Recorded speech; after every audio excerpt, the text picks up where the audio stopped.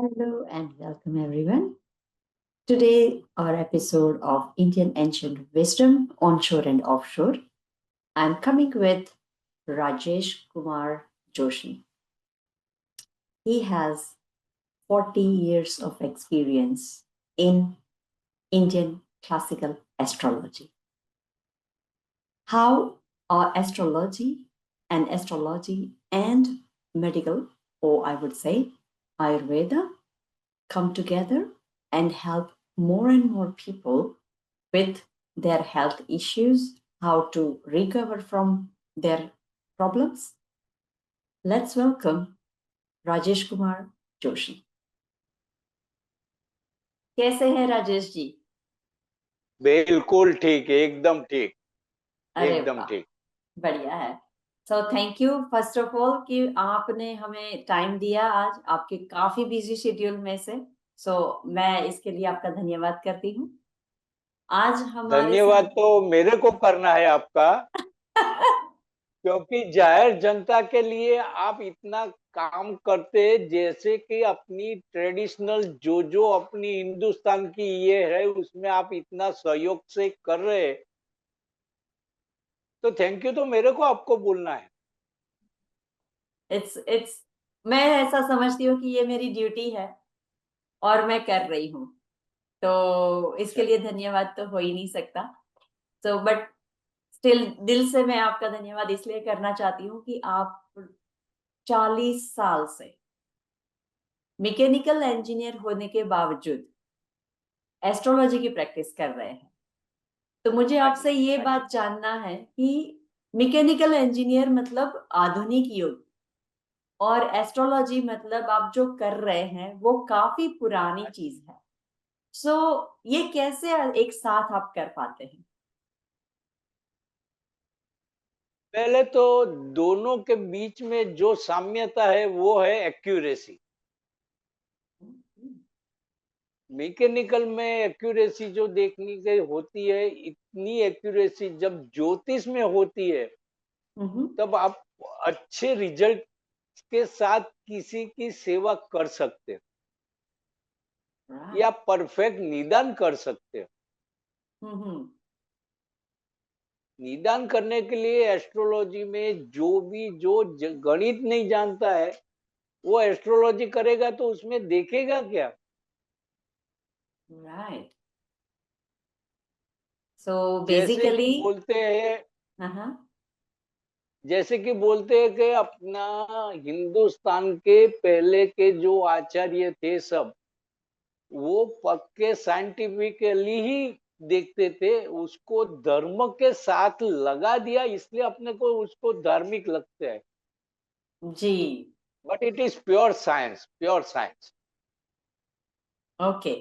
So, in your understanding and whatever you have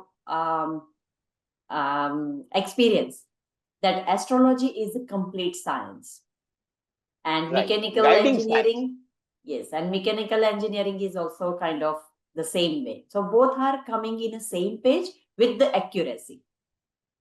अच्छा, ये right. बात बताइए कि जब आप मैकेनिकल इंजीनियर थे, काफी रिनाउंड कंपनी में आप काम भी कर रहे थे, काफी अच्छी पोजीशन पे थे, तो ऐसा क्या हुआ कि आपको एस्ट्रोलॉजी में इंटरेस्ट जागा और आपने वो काम शुरू किया? एक दफे मैं मेरे मित्र के साथ एक ज्योतिष को मिलने गया था। एक्चुअल मैं उनको कंट्रोवर्सी में उसके पास झगड़ने के लिए गया था कि ये सब तूत है। अच्छा। लेकिन उसने जो मेरे को मेरी कुंडली देख के जब बताया था, तो मैं तुरंत बोला कि आपकी फीस क्या है, आज से मेरे को सीखना चालू करना है। ओह। ऐसे करके मैं सीखना चालू किया। ओके। चा, चालू किया तब रिजल्ट मिलना चालू हुआ, और अच्छी कंपनी में जॉब करते हुए पेमेंट अच्छा था, सैलरी अच्छी थी। तो मैंने तय किया कि ज्योतिष के नाम से पैसा लेना नहीं है, तो नॉन अच्छा। प्रोफेशनल बन गया। अब नॉन प्रोफेशनल होते हुए हर रोज के 8-10 लोग आना चालू हो गए, हाँ, मुफ्त का है, चलो मिलते हैं। No doubt right. उससे मेरी प्रैक्टिस काफी हो गई।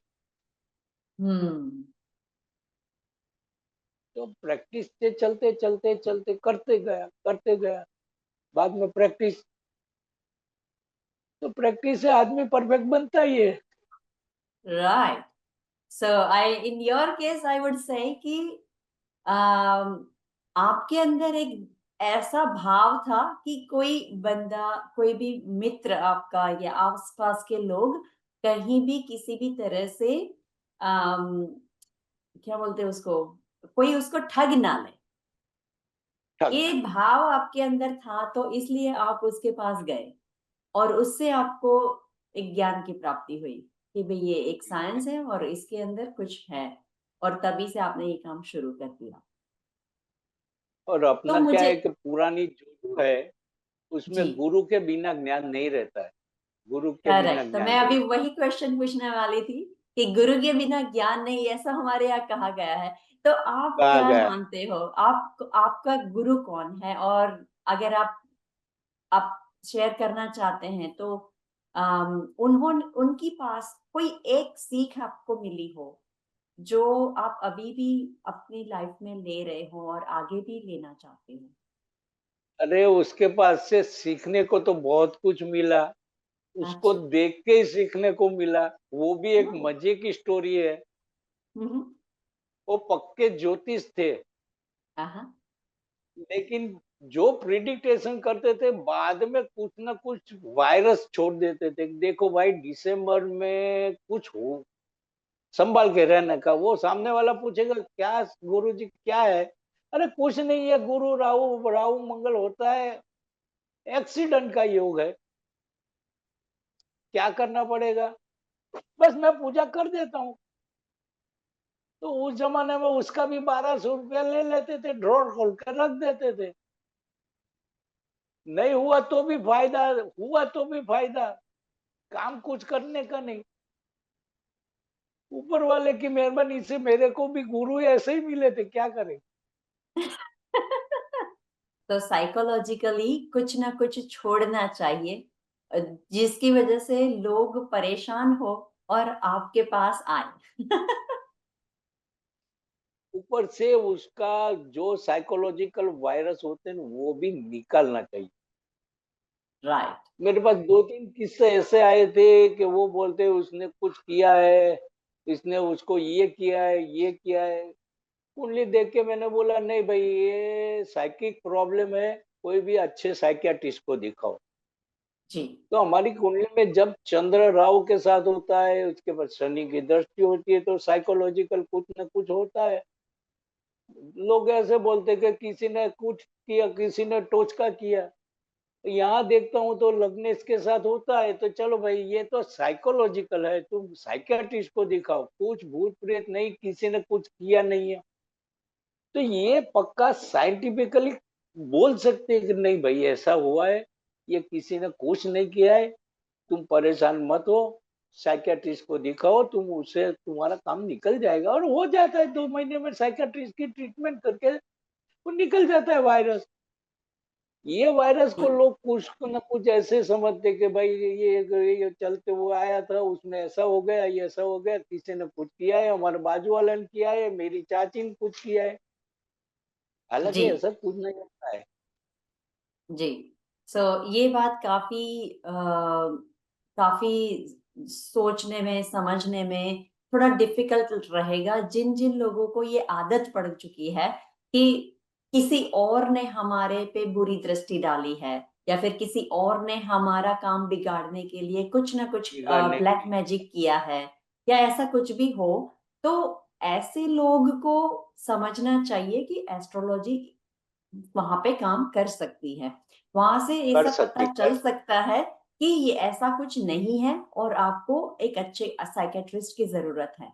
तो मॉडर्न जरूरत साइंस है, भी उसके लिए अवेलेबल है। काम करता है। हाँ, और बेसिक मॉडर्न चीज साइंस है कि काम करता आपको है। रास्ता मिलना चाहिए, और सही रास्ता अगर रास्ता। मिलता है तभी आप सही प्रिडिक्शन या सही प्रिडिक्शन से सही दवाई कर सकते हैं। जी।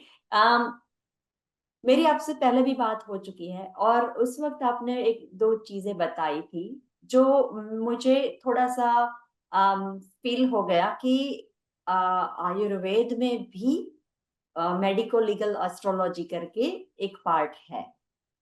और आपने बताया कि शारंगर संहिता में भी इसका उल्लेख किया गया है। जो लोग आयुर्वेद से जुड़े हुए हैं या वैद्य है या अभी पढ़ाई कर रहे हैं, उन लोगों के लिए आप थोड़े रेफरेंस वगैरह शेयर कर पाएंगे प्लीज? देखो, सारंग संहिता में तो लिखा है, लेकिन चरक और सुश्रुत में अनुवांशिक रोग लिखे। जी।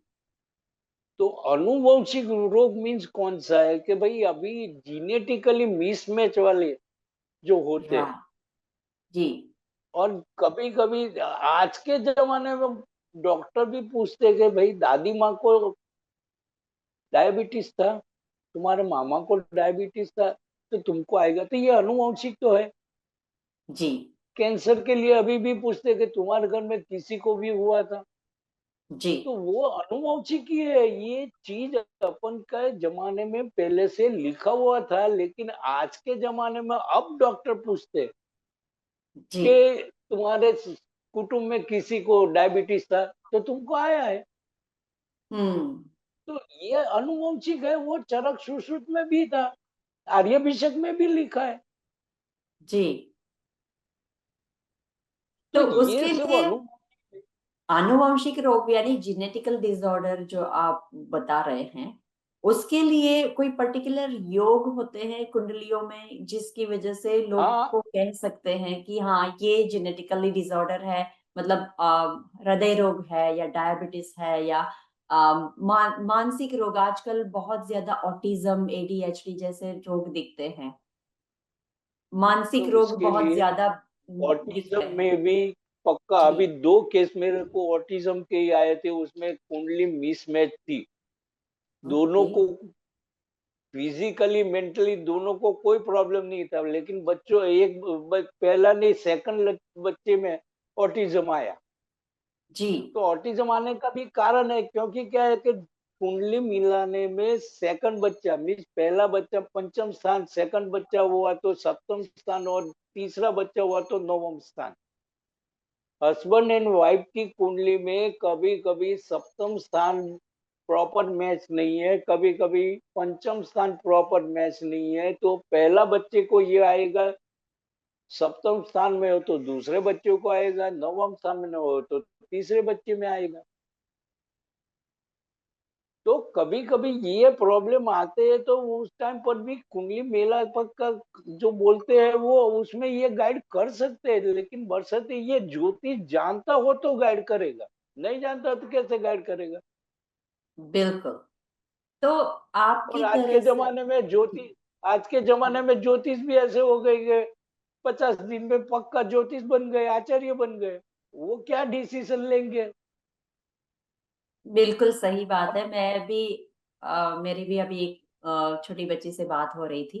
बोले कि आज तो हम इतने सारे योगा टीचर्स को देख रहे हैं कि हर दो घर के बाद एक घर में योगा टीचर है। जब हम बड़े हो रहे थे, योगाचार्य या योगा का टीचर जो होता था वो काफी अच्छी तरह से 10-12 साल पढ़ाई की हो योग में, उसने काफी अच्छा अनुभव हो, तब जाके वो योगा टीचर बनता था। तो कहीं ना कहीं वो एसेंस छूट जाता है जो 50 दिन में 2 महीने में अपना काम शुरू कर देते हैं। तो अभी जी। पहले के जमाने में बोलते थे कि 12 साल काशी में जाके ज्योतिष पढ़ के आया है। जी। बिल्कुल। अब जो 12 साल पढ़ के आया है, बाद में वो किसी के हाथ नीचे काम करेगा 3 साल। जी। हम्म। तो आज के जमाने में डॉक्टर को भी इंटर्नशिप के लिए भेजना पड़ता है, और क्यों भेजते हैं? जी। वरना तो किताब का ज्ञान हॉस्पिटल से पढ़ के आ गया, कल से चालू कर देंगे। नहीं, इंटर्नशिप करना पड़ेगा, कंपलसरी है। जी जी, बिल्कुल तो बिल्कुल। इसमें भी 12 साल पढ़ के आने के बाद भी 3 साल तो किसी के हाथ नीचे काम करो, बाद में प्रिडिक्टेशन करना चालू करो, ऐसा था। बिल्कुल करेक्ट। आज तो वो रहा नहीं है। जी, तो पहले पढ़ाई जरूरी है, दूसरी इंटर्नशिप 3 साल की, मतलब 12 साल पढ़ने के बाद 3 साल की इंटर्नशिप, मतलब 15 साल आप अपने आप को पढ़ाई में देते हैं, तभी जाके आप अच्छे से बन पाते हो। नहीं, वो भी मैं थोड़ा कंट्रोवर्सी बोल लूं तो पढ़ाई करने के बाद आप कम से कम काम चालू कर सकते हो। बेसिकली मैं 40 साल से ज्योतिष करता हूँ, लेकिन आज मैं बोलूं कि मैं पक्का ज्योतिष हो गया तो या तो मेरा ईगो है या तो मैं पागल। So much ये humbleness is सीधी there. पक्की बात है। ये सीधी पक्की बात है, क्योंकि 5 साल का बच्चा ज्योतिष चालू करेगा, 100 साल का खत्म हो जाएगा, ऐसे 3 जन्म खत्म हो जाएंगे तो भी ज्योतिष खत्म नहीं होगा।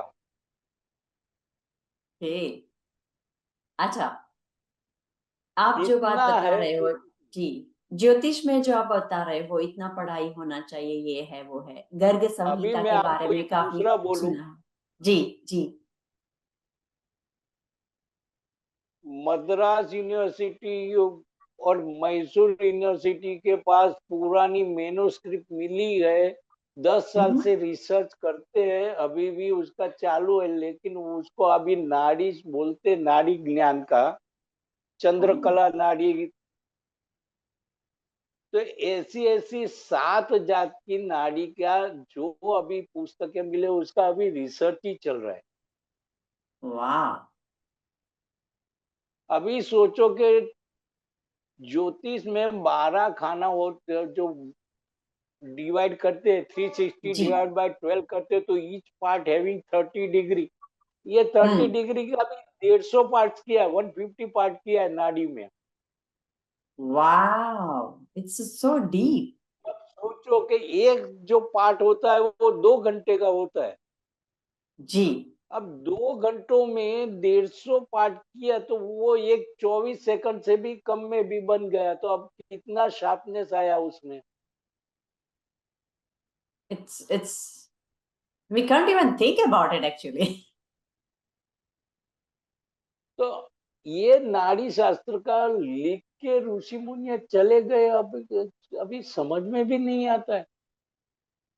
जी, तो उस जमाने में लिख के गए थे, तो आज से कितना सालों पहले उन्होंने कितना इसके ऊपर रिसर्च किया होगा। बिल्कुल। तो आज के जमाने में ऐसे अ, गुरु या ऐसे ज्योतिष कहाँ मिल सकते हैं? ऐसे साउथ में भी है, इधर में भी है, जयपुर में भी बहुत लोग करते हैं। ओके। ज्योतिष तो बहुत है, लेकिन जो नामांकित जो तो होते वो फीस की वजह से नामांकित हुए। तो मतलब फीस क्योंकि ये, ज्यादा है तो वो ज्यादा अच्छा हाँ, गुरु है। ज्यादा अच्छा है। आज का क्योंकि जमाना ऐसा है। जी ब्रांड, ब्रांड, ब्रांड जी, है ना। ब्रांड ब्रांड का जमाना है, तो जितनी ज्यादा फीस उसके हिसाब से वो अब लोगों को, आई थिंक ब्रांड का मतलब होता है कि वो अपने हुनर का प्राइस लेते हैं, और इसीलिए उसकी प्राइस ज्यादा होती है।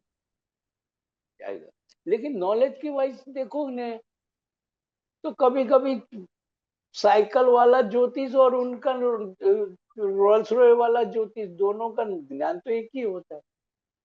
जी। वो सत्व उसका नसीब है, ये उसका नसीब है, बस फर्क इतना है। फर्क इतना है, यस, तो नसीब वहां पे आता है।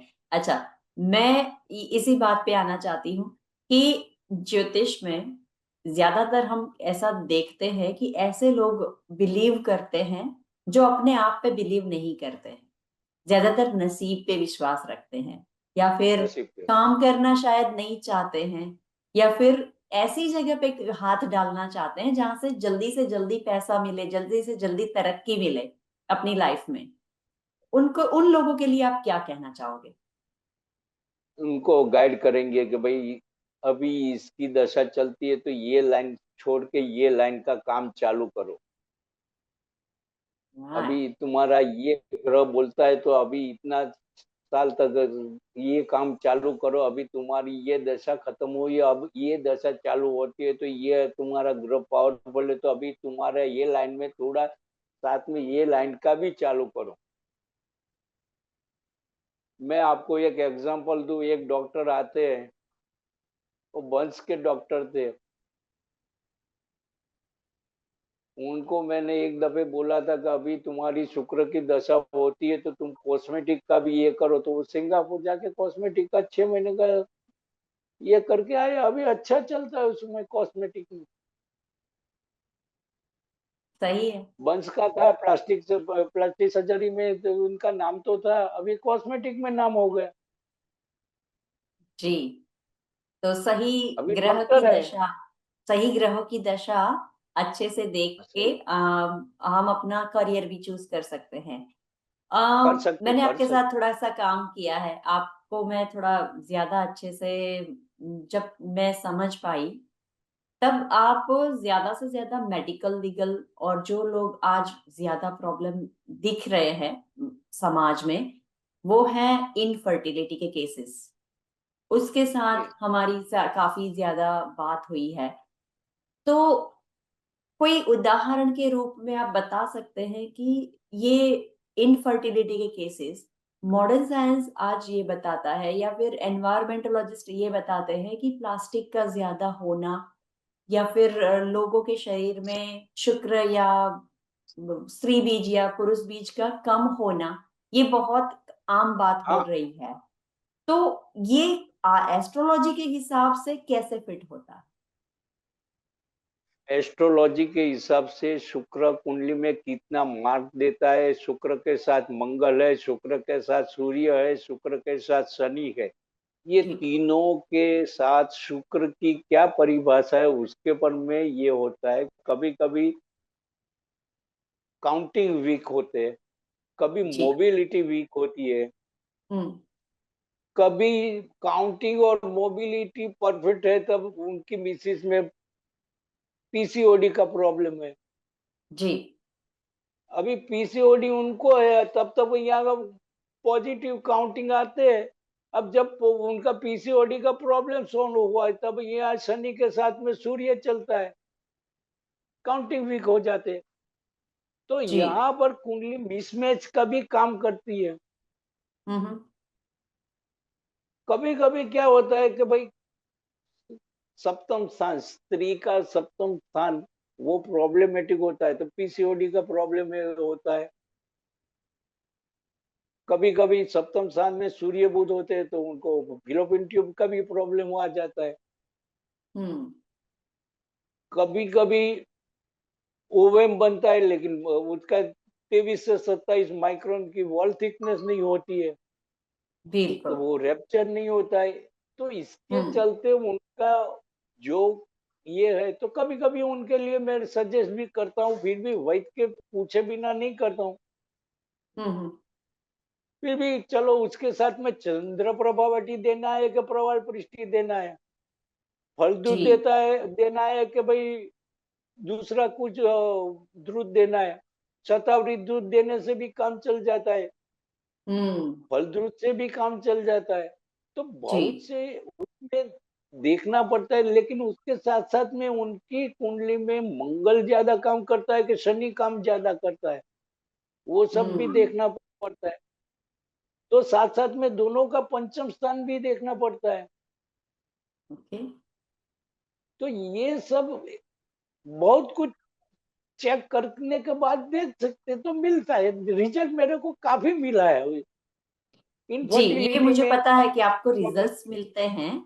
तो मैं वही देखना चाहती हूँ, मतलब मेरा प्रश्न वही है कि मैं समझ सकती हूँ जो लोग आयुर्वेद से या फिर जो लोग एस्ट्रोलॉजी से जुड़े हैं, ज्योतिष से जुड़े हैं, उन लोगों को समझ में आ गया आपकी बात।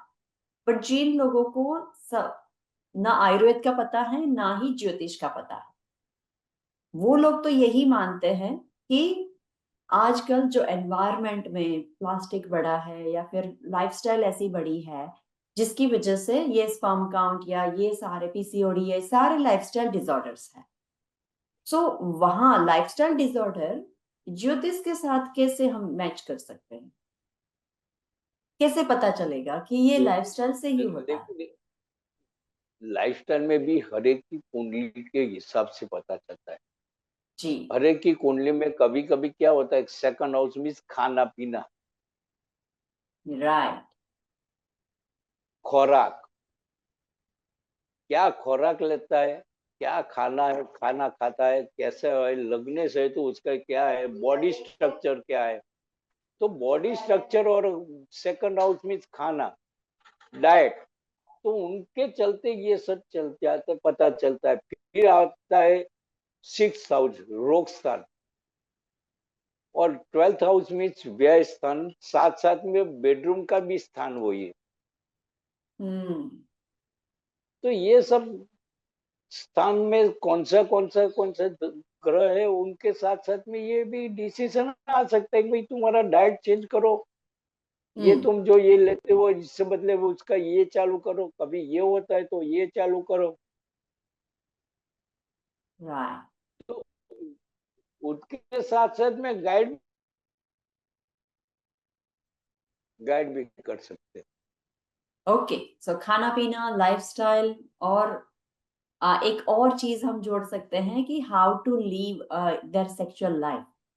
वो भी एक इतनी ही इम्पोर्टेंट चीज है जो शायद मिस हो जाती है जब मिस होता है। डॉक्टर्स के पास वो लोग एज ए कपल जाते हैं। दवाई भी करते हैं, लाइफस्टाइल पे भी ध्यान देते हैं, रिपोर्ट्स वगैरह करवा के उसके हिसाब से सब कुछ चेंजेस कर लेते हैं, बट सेक्सुअल लाइफ कैसी है उसके ऊपर कोई ज्यादा ध्यान नहीं देते हैं।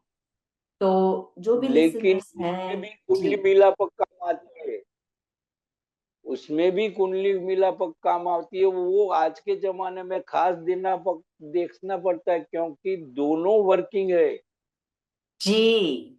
एक एक ओवर सेक्स है और एक बिलो सेक्स है। हस्बैंड बिलो सेक्स है, मिसिस का ओवर सेक्स है, वो बाहर में कुछ नहीं करके आएगी। देखो, it is matter of satisfaction. Correct. तो यस। बाहर में भी एब्सोल्युटली। ये सब नहीं होगा। पहले के जमाने में स्त्री बाहर नहीं रहती थी, अभी तो 8-8 घंटा भी बाहर होती है, जॉब के लिए भी होती है, काम के लिए भी होती है। बिल्कुल। तब वो चीज भी वहां पर। और दूसरा क्या, ये मैटर ऑफ सेटिस्फेक्शन ऐसा है कि घर में सुख नहीं मिलेगा तो वो बाहर करके भी आ जाएगी, काम चलेगा, पता जी। नहीं चलेगा। हमको बिल्कुल। ज्योतिष का है ना, तो हमको ये भी पता चल जाता है। सही है। लेकिन हम पूछे नहीं तो बोलते नहीं है, बस इतना है। अच्छे अच्छे ज्योतिष इस बारे में ज्यादा नहीं बोलते, सिर्फ इशारा कर देते हैं। नहीं, इशारा भी नहीं करेंगे, पक्का। इशारा भी नहीं। क्योंकि जो पूछेगा इसका ही जवाब। वरना जी। क्या होता है, ऊपर वाला ने उसको, ऊपर में गुरु की दृष्टि हो तो ऊपर वाले ने वो तय किया है, उसमें मैं बलि क्यों बनूं। जी। तो मेरा प्रश्न अभी यही आने वाला था कि हम्म। जब भी एज ए डॉक्टर हम काम करते हैं या फिर दवाई हम्म। देते हैं तो एक भाव मन में रहता है कि ये जो, क्योंकि मेरे गुरु के पास से जो मैं सीखी हूँ, वो कहते हैं कि हर एक बंदा अपने पाप कर्मों की सजा भुगतता है और तभी वो बीमार होता है।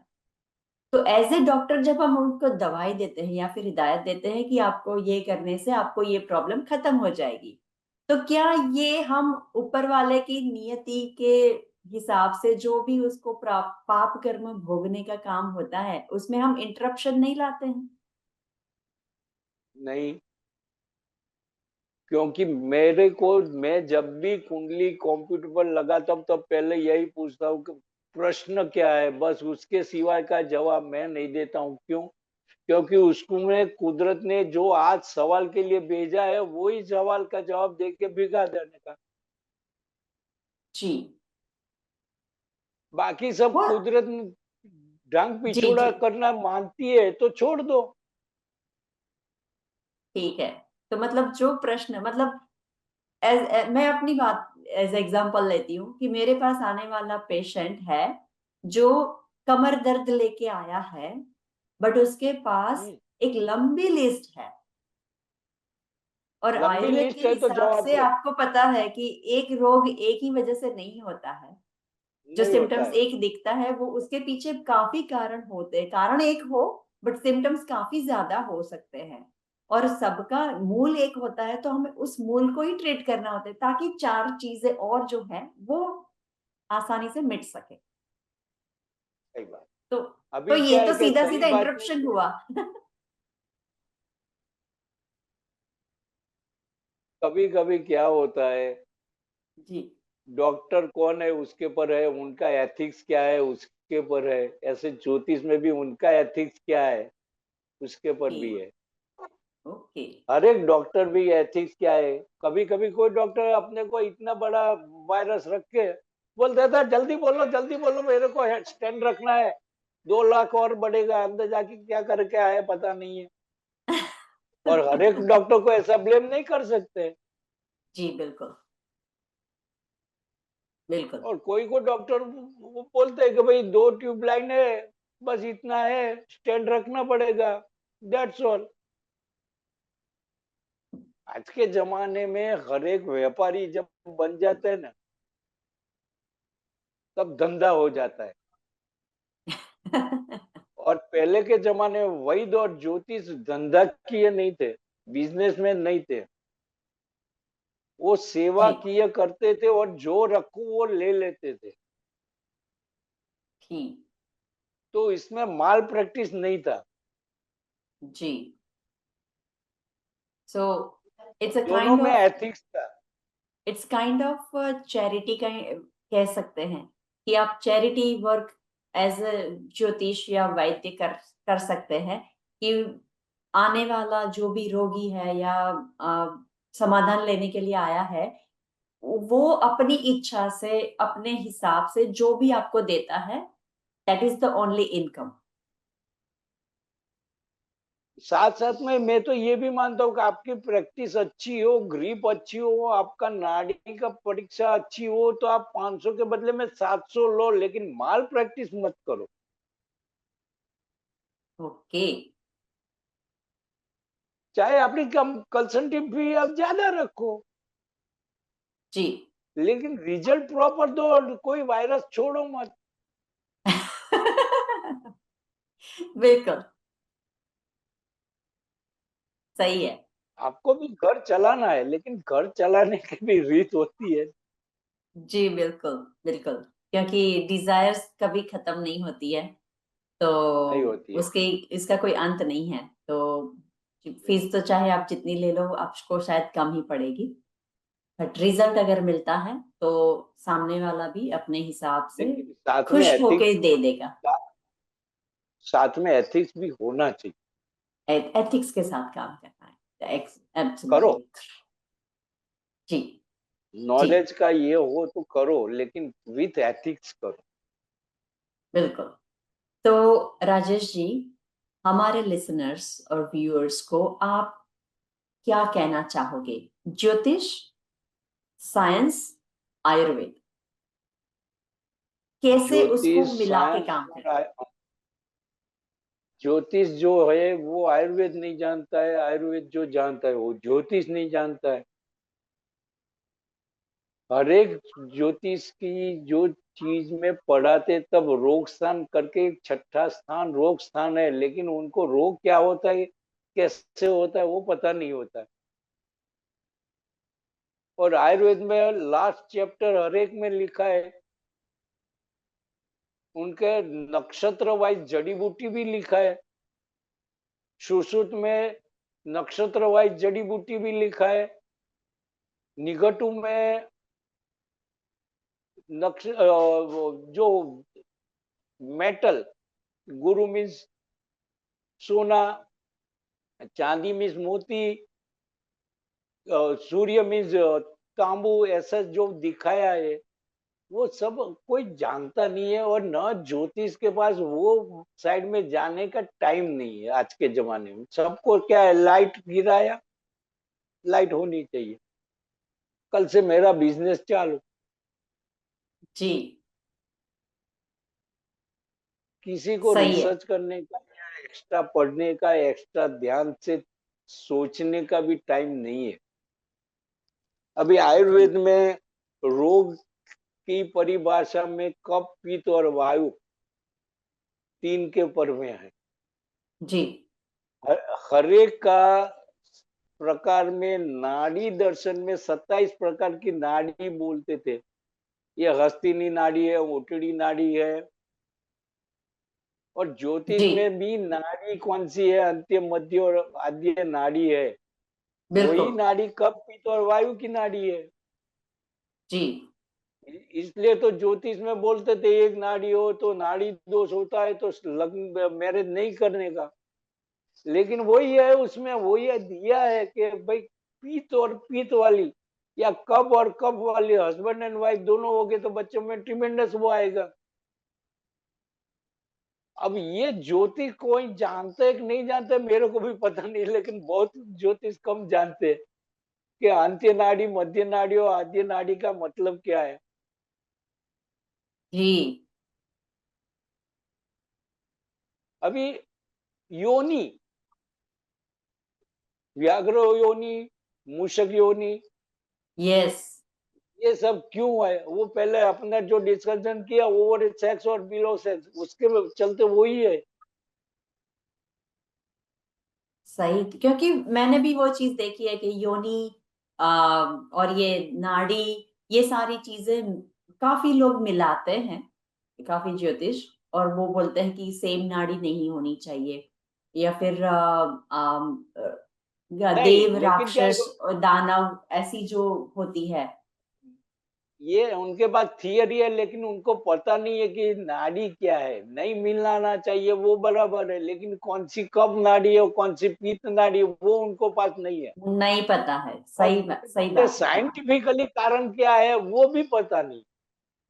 जी। जी। बिल्कुल। एक नाड़ी नहीं होनी चाहिए वो उनके पास थियरी है, लेकिन हम्म। क्यों नहीं होना चाहिए वो थियरी का उसके पास कोई नॉलेज नहीं है। बिल्कुल। तो आज हमारे जो भी लोग लिसन कर रहे हैं या ये वीडियो वॉच कर रहे हैं, उन लोगों के लिए एक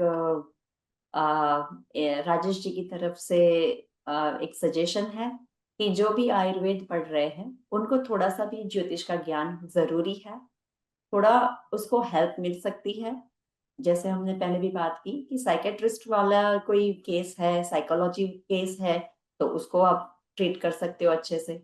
दूसरा, जो जो लोग ज्योतिष है उनको थोड़ा सा मेडिकल का ज्ञान होना जरूरी है, आयुर्वेद के हिसाब से वात पित्त कफ का ज्ञान होना ज्यादा जरूरी है, ताकि अब ज्यादा से ज्यादा लोगों को, ऐसा जरूरी नहीं है कि आने वाला हर एक व्यक्ति कोई ना कोई रोग लेके आता है, बट शुरुआत तो वहीं से होती है क्योंकि मन बिगड़ा है। जब मन बिगड़ता है तभी वो ज्योतिष के पास आता है कि अब मुझे रास्ता नहीं मिल रहा, मैं क्या करूं। तो आयुर्वेद भी ये बताता है कि जब मन बिगड़ा तो सब बिगड़ा। आपका शरीर भी वहीं से बिगड़ता है, और मॉडर्न साइंस ने तो आज अपने रिसर्च में ये साबित कर दिया है कि मन बिगड़ता है तो कर सारा कुछ दिया। बिगड़ता है। तो सारे लोगों को हमारे एक सजेशन है, एक हमारी तरफ से रिक्वेस्ट है कि आयुर्वेद और ज्योतिष को साथ लेके चले जितना हो सके उतना, और साइड में थोड़ा सा अभ्यास करते रहे ऐसी चीजों का, थोड़ा थोड़ा पढ़ते रहे। और राजेश जी जैसे कोई गुरु बना ले ना हो तो आप आपका आपका पढ़ाई भी थोड़ा ठीक रहे, जैसे गुरु बिना ज्ञान नहीं। Rajesh ji free of charge ज्योतिष देखते हैं, आपको हेल्प कर सकते हैं।